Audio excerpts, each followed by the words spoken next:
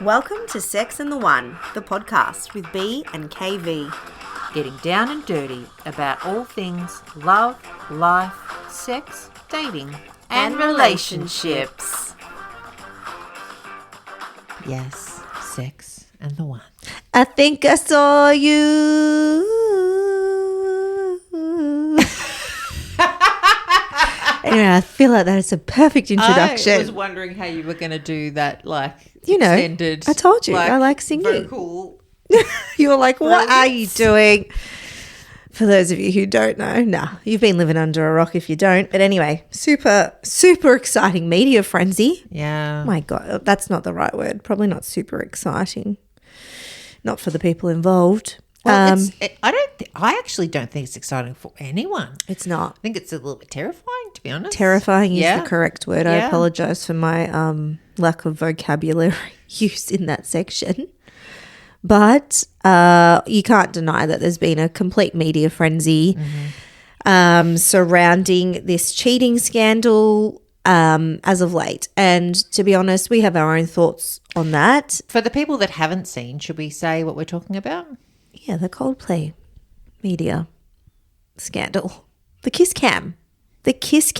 Yeah. That has put a couple's family and marriages in jeopardy and their jobs. And so much has spiraled from that one incident, one innocent incident. Is it innocent? Well, this is the question. And there will be people that haven't seen it and don't know. Yeah. So I think that what happened was at the Coldplay concert, they tend to take out couples in the crowd. Yeah, but they do that at most sporting games as well. Well, evidently it's a thing that Coldplay always do. So it was a thing that could happen. Yeah. And they caught a couple embracing. And so the woman was standing in the front, the guy was in the back, and he had his arms around her in a beautiful hug. And when their face came on camera, yeah, they were quick to duck, quick to hide, complete shock. Which sparked the that behaviour reaction, sparked the reaction of the person who filmed the whole thing and then put it online and said, "This feels weird. What do you think?" And then the internet did its thing and found out that both of those people were married to other people. Yeah. Quite public figures, I would say. Like they're, very high roles within their business or the company that they worked for. And that got us thinking. And it sort of aligns with, some themes that run through your book and themes that we have discussed about your own personal life. And I just thought that it would be, good timing, I guess, to touch on some of those themes, specifically around cheating. Yep. And some of the emotions that it evokes, what it brings up for people, how people handle, some scenarios that may have popped up in their dating lives or their relationships. And there's a few things, but the first thing I wanted to touch on specifically, I just want to make clear that I don't condone or support this behavior in any shape or form, but it's not black and white. And I think that, both of us, we like to get into things and we're going to get into it because it deserves to get into. But we do know people that have been affected, by cheating. I don't know anyone that hasn't been affected by, not themselves necessarily, but they know someone who's been cheated And on. as you know, we like to, hold discussions that, we don't want people to feel shame around, scenarios like this. We want to be holding the conversations and holding people accountable. And I think that it's okay to talk about, but I know that, there are a few women that do carry shame around, I've been cheated or not. So we're going to talk about it and we're going to talk about it openly and vulnerably. Yeah, we are. And who are you, Miss KV, with a little Kid Spot article? Yeah. You're famous.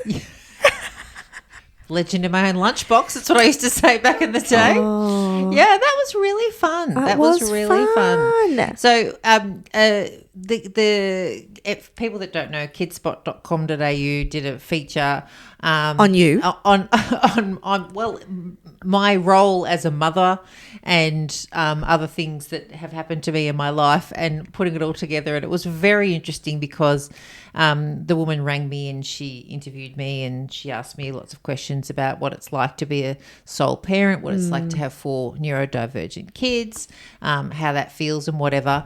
And then obviously we talked about the book, and we talked about, a tiny bit about the podcast and stuff like that.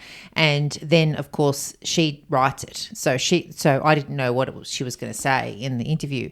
And the headline comes out, "I wrote a sex list, but it's not what you think." Well, the sex list spurred from a life-changing moment for you. It did, yes. And that sex list has propelled you into your current lifestyle. And who would have thought that? Who would have How fucking cool is thought? that?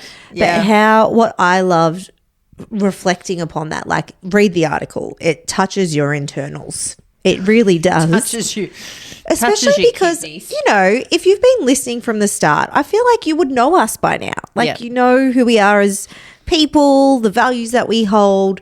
And it was a beautifully written piece on your life and those really crucial points that they may have been negative at that time, but the spin on the positivity of them now. It's one of those things you don't realise how much you've grown or how much has happened until someone asks you about it and you talk about it. And I cried twice when she interviewed me, and I haven't cried about my parenting journey for a very long time. Yeah.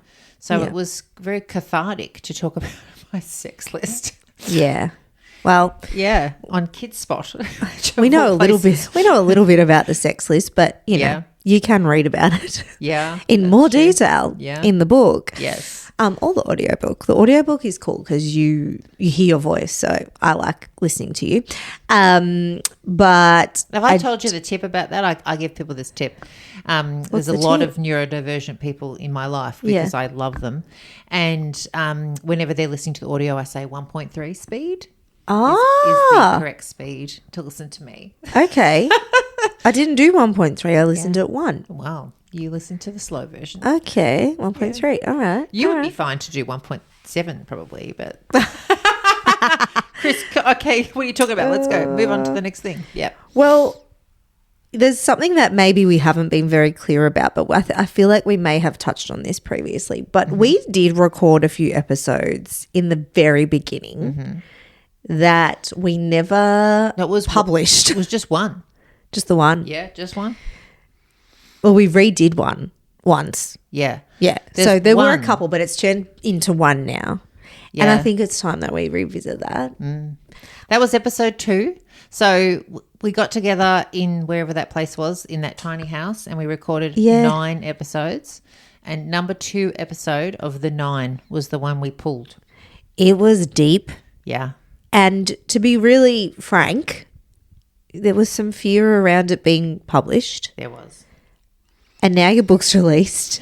And now you've done this Kids Spot article. And now we have the Coldplay scandal. And I just want to, we've been talking about it and you're like, it's time. Yeah. It is time that we talked about this story. Yeah. And I know it's really personal, but yeah, you know, I heard you last night with the kids and you're just so authentic in everything you do. And I think you need to be praised for that. Thank you. And I want to acknowledge like that bravery every single day. You stand in your truth. There's no fucking bullshit to the story. This is the story. This is what happened to me. These are the facts. Yeah. And you're like, and I own that. And if anyone fucks with you, you come to me. Yeah. And I'm really, I'm proud of you. So thank you. Let's talk about. Thank you for making me cry before I told the story. I appreciate that. Let's talk about the reason I'm single. The reason why you love sex so much. Well, is it? Is the reason why I got to have sex? Well, see, that's a positive. So anyway, so people have already guessed. So this is with a bit of background. I became interested in my ex-husband when I was 18 years old, and pursued him, which is classic me, even at 18. We started a relationship really quickly. We were together 4 years when we got married, almost 5 years. Then we had our first child 2 years later, another year after that, and then so we'd had 4 kids in quick succession. They were 7 years apart, our kids. Why did you pursue him? What was it about him? What did I like about him? He seemed calm, kind. He wasn't like the other guys. Okay. No one else was interested in him, and that was a positive for me. He wasn't one of the popular guys. He was one of the quiet guys in the corner. Okay. But on my birthday, he picked a flower from a tree and gave me the flower. Sweet. At 18, that's special. And I had not Yes. had any attention from a man. So my first boyfriend, he was my first boyfriend. And I am one of these people, I jump all in, and I'm still the same in every area. I jumped all in. He was in, I wanted him, I was going to marry him and have his children. Yeah. At 18, I made that decision. And I asked him to marry me every day for a year. Did you? Yeah. And he said yes every day. And then I said, so we're engaged? And he'd say no. And which is funny now, but looking back, red flag central. But my self-esteem was such that I just, I brushed aside all of the things that people would now consider red flags. My self-esteem could not have been lower as a woman, as a contributor to society. I was incredibly affected by my childhood and things that had happened there, which is of course another whole pod in itself. And I picked the mirror of who I was at the time, which was a very, I guess was a low echelon for me, right? But he was kind for me in that moment because that's where I was at. Yeah. Within that time before you got married, would you say that there was an element of what you thought was love? Yes. Yes, 100%. Yes. Is it love to you when you reflect? No. He loved elements of me. He loved that I paid attention to him, and he hadn't had that either. Okay. But I actually think, looking back now, he was in love with someone else at one point. Whilst you were dating? Yep. And there was a couple of people over the time that I remember thinking, this feels weird. Your relationship, at one point I was working full-time and I funded for him to go to university. And the people who he was hanging out with at university were all women because he was doing nursing. And one of the women there, I remember thinking their friendship felt weird to me. Okay. I didn't mind him being friends with women. I've never had an issue with, I have always felt people have value outside of their sexuality and whatever, like their sexual orientation and, and their being. But that relationship felt weird. I remember thinking about that at the time. All of these things that you just brush under the carpet. And we actually, let's do an episode on what to notice when things like this are happening.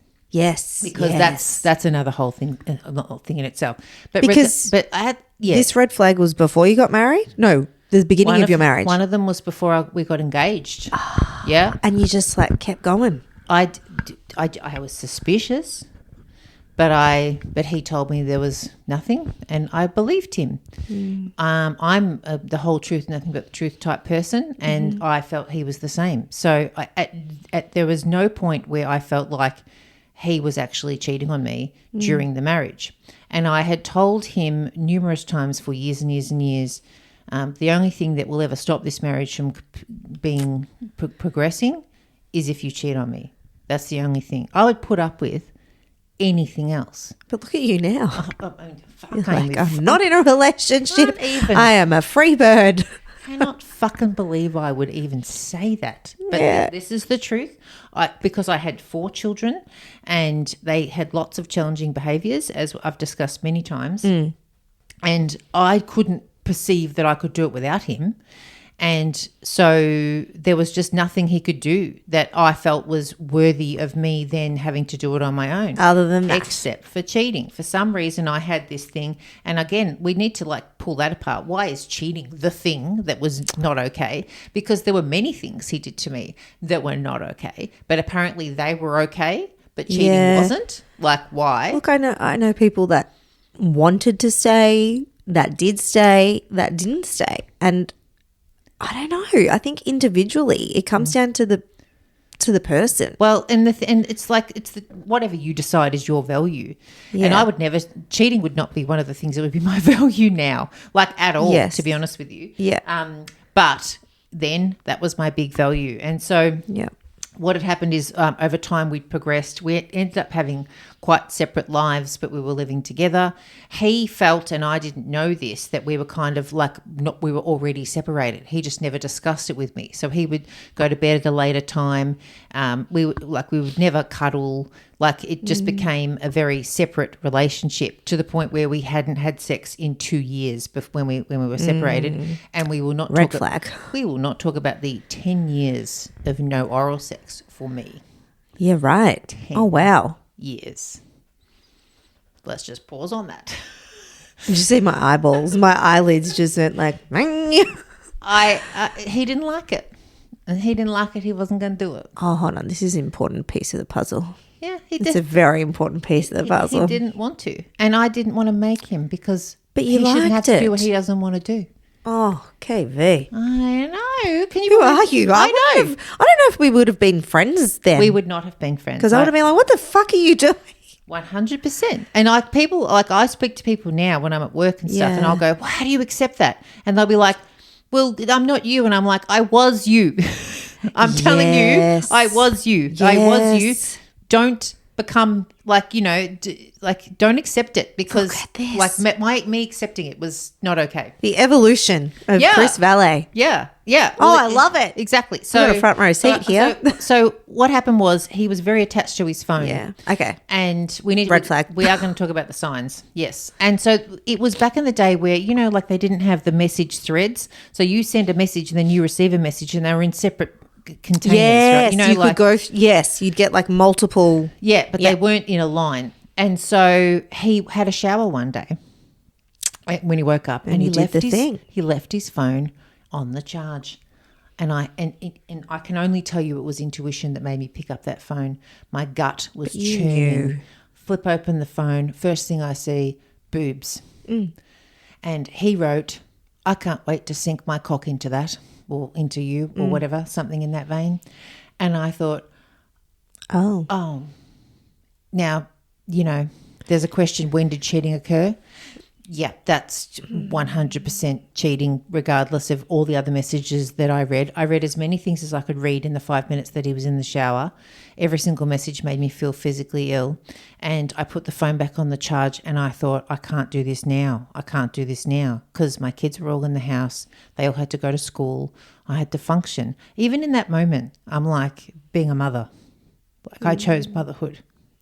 And I've chosen motherhood so many fucking times, and I have no regrets for that. And I said to him, I feel really sick. I feel like I'm going to throw up.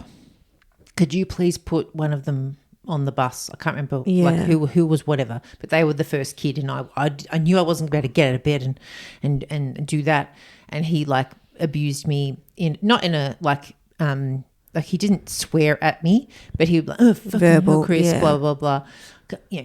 Can't you do it like something in some sort of mean scenario? And I remember looking at him thinking, I don't even know who you are anymore. Do you know what I mean?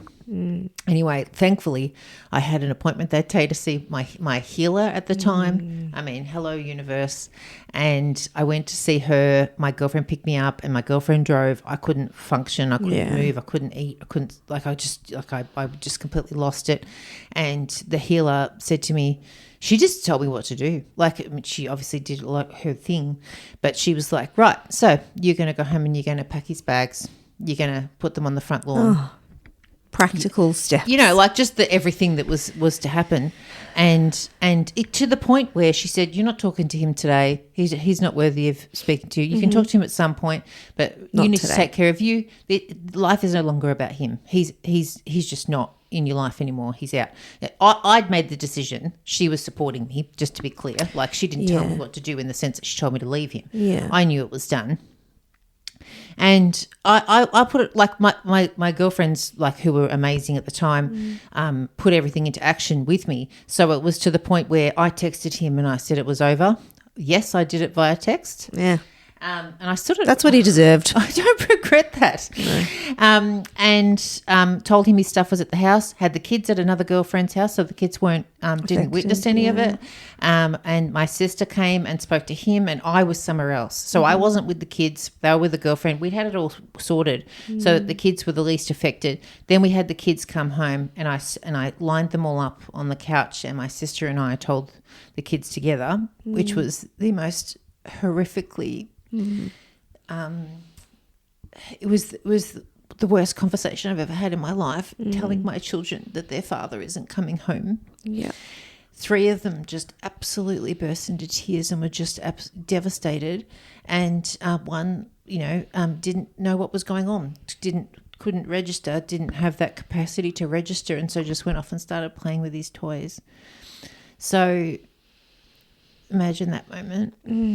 And I thought, and if anyone who knows anything about autism, change sucks. Yeah. People hate change. And I changed my kids' entire life. That day. I knew in that moment that I needed to step up and be 17 parents. And I've been telling people this for like 15 years. I'm 17 parents for those children because they didn't ask for that. They didn't want that to happen. I made it happen, and I was going to make sure that didn't affect them in a negative way. Yeah. Any more than it already was. And so I took that really seriously. And I met with him 3 days later when I was fine enough to do that. I'd already gone to the doctors and upped my medication times 1,000, sleeping tablets. It's a domino effect. I was isn't on it? everything. It's just, you physically, like, other than the emotion that you're feeling, like you just those emotions took over and your whole body just shut down. Yeah. Like And I think I lost 10 kilos in a week or something, like something ridiculous. Stress. Like a huge amount of weight. Stress is real.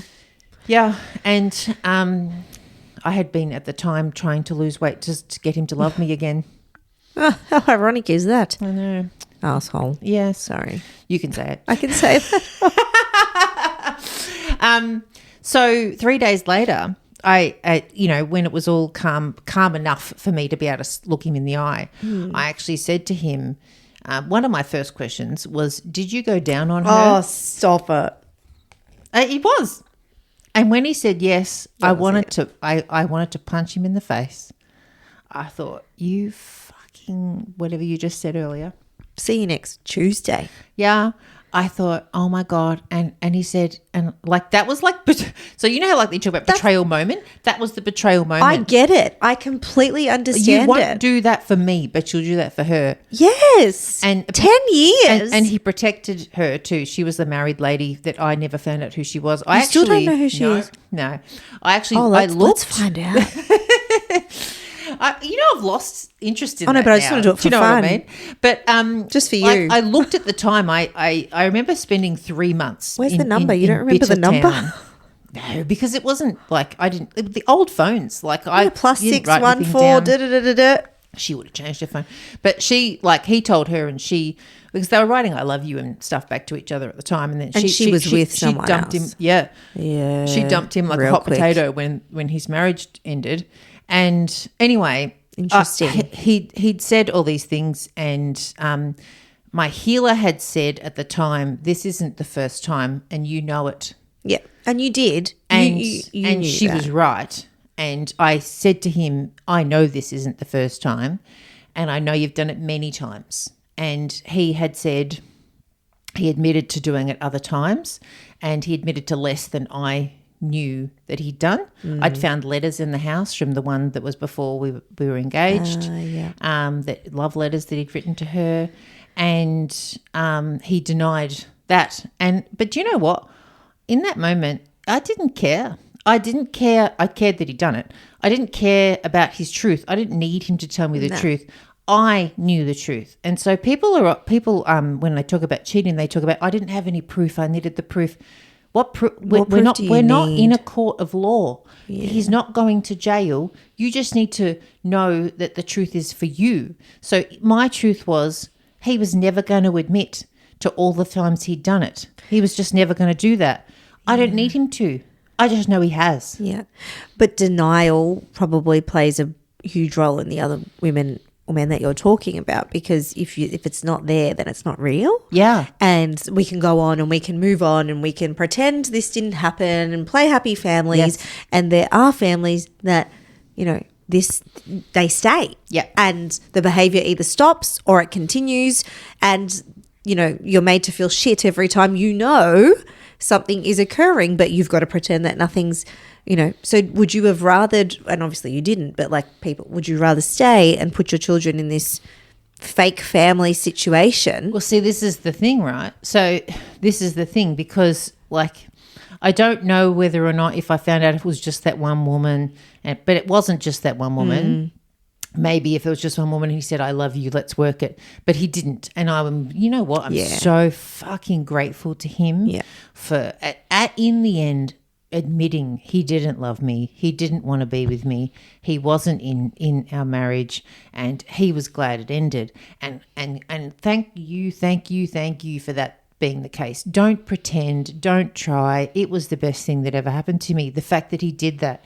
And the kicker for me, because our relationship was over well before that anyway. Yeah. And most relationships do end before they end. Yes. But why can't you just stamp it and be like, okay, this is it? It caused so much more pain. Kids tend to put a kibosh on that a lot of the times too. But I think I had grown. I had decided I was worthy, and so therefore I saw the mirror of my worth, and it wasn't him. He wasn't the mirror of my worth. Oh my gosh, what a beautiful moment. And do you know what? Do you know what the best bit was? And this is the best bit / the worst bit. I said to him, "Why did you do it? What would cause you to do it?" And he said, "I loved it. It was so fun. I really, really enjoyed it, and the idea of you finding out one day made me smile. The look of devastation that I pictured on your face was so fun for me." Oh my gosh. It's almost evil. Well, yeah. Yeah.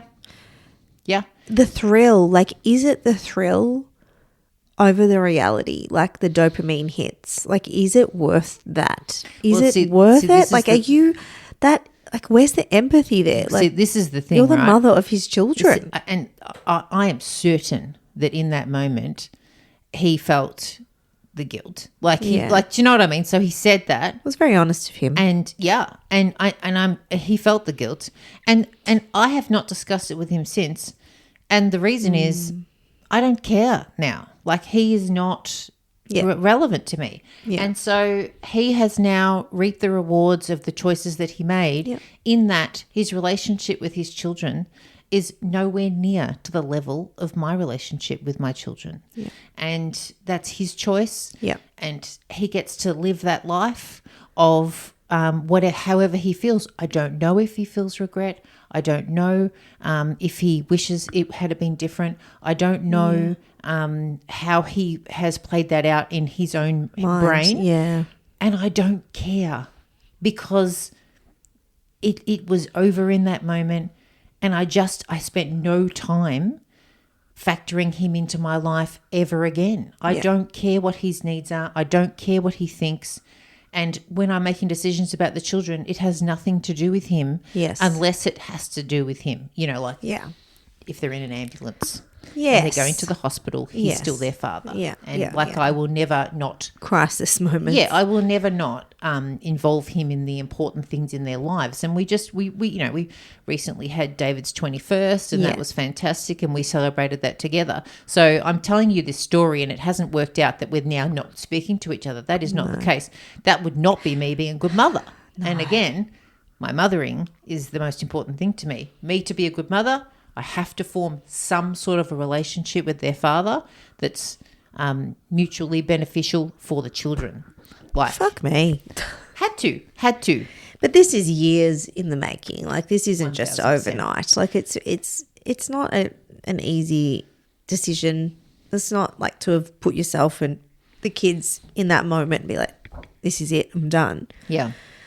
And then all that you went through as a solo parent, like, I just, I don't even, can you tell I'm a bit, I have no words. Yeah. Because I really feel. And there actually are no words. There are no words for some things that have happened, you know. But the thing is, like, and what I see a lot of people doing is they keep attributing things to their ex. And what I was lucky enough to be able to do was to let the ex things go. So I stopped blaming him for not being here. I chose for him not to be here. But, like, you know, I stopped wishing that things were different. Yeah. They're not different. Yeah. Too bad. This is the way your life is. Yeah. Moving on. So, and like, I wanted him to be a better person. I was embarrassed that this is who I'd married. I was embarrassed that this is who my children have this as their role model, as their father. Too bad. I can't change that. Too bad. I just have to, like, be the best person I can be and hope for that's enough. Yeah. Well, it is. And it was. And it still is. Like, your kids are fucking amazing. I know. How cool are they? Look at me. See? Italian. Hitting things. I was going to say that it seems like that decision was almost immediate for you, and it was like a switch. You flicked it and you're like, I'm fucking moving on. Yep. So you had that discussion and then you picked yourself up and you kept going on. Yep. Not to say that you didn't have your little moments in between, and I know that you did, and they're very, they're deep as well. But just, you're not alone. And we know that, and I hope that the listeners are hearing this and feeling it, because, like, the evolution from then till now. Yeah. Like, you made that decision then, but you're still almost that same person. Yeah. With just a higher level. Well, let's talk about that, because let's go from that to let's lighten it up a bit. Yeah, lighten up, babes. Because the Kid Spot article, the reason, like, we're talking about this now, the reason why the article existed was because I talked about this sex list, right? Yes. So, like, I spent 3 months what I would call in bitter town. I gave myself 3 months to be angry and upset and, like, just, like, bitter. Feel the grief of 100%. the loss of the. I was like, 3 months. You've got 3 months, and then you're just like, then you're pulling yourself out of this, and at the 3 month point, I was like, well, how am I going to pull myself out of this? Like, what am I going to do? Because, like, my daily life with the kids was very, very, very, like, I can't even give examples. It was so, like, traumatic, and they're the most beautiful, beautiful, beautiful children, but they all have very high needs at the time. And so, just even the activities alone, you know what it's like to have kids, like, just regular, like, things were hard. And I remember thinking, how am I going to do it? And then of course, as is always the case, my kids know what makes them joyous. They know what makes this innate ability of what they're interested in. And, like, my son Ben was so interested in numbers, and he's still brilliant with numbers. He can look at something, go blah, blah, blah, read the whole thing. Yeah. And it's like, what am I interested in? What do I like? Everyone knows the answer to that. The list. It was sex. Hadn't had sex in 2 years. Had been leaked out. In 10 years. No pussy action, as they say. And so I was like, I wonder, this is me genuinely, I wonder if another guy would be willing to do it. I wonder just curiosity. Whether I was attractive enough for a guy to do it. This is, like, genuinely where I was at. I wonder whether or not they would. And I'm going to write down all of the things that I wanted to do when I read the smut novels that you read now. What, did you read Mills and Boon? I did read Mills and Boon. I read Mills and Boon. I read vampire novels. I used to read them all. And I thought I am going to write some of this stuff down and start ticking it off. And that's where it started. My life started to turn around when I focused on my own joy. When the kids were at their dad's, not when they were home. Oh, look at you respectful mother, you. No, I understand. But look at that. Your life took off. Yeah. Once you And I will say acknowledge the cheating husband to the grave, exactly. But I will tell you I will speak this over and over again to the grave. That was the fucking best thing that ever happened to me. Getting cheated on was the best thing that ever happened to me. Cheers to that. My life was not going well. Cheers to that. Boom. Boom shakalaka. And that's all she wrote. Let's talk more about cheating next week. Yes, red flags, everything. I want to go deep into it. Let's go. Bye. Love you. Thanks for listening to Sex in the One, an original podcast created by KV&B, produced by B&KV, content by KV&B, enthusiasm for sex, B, and mostly KV.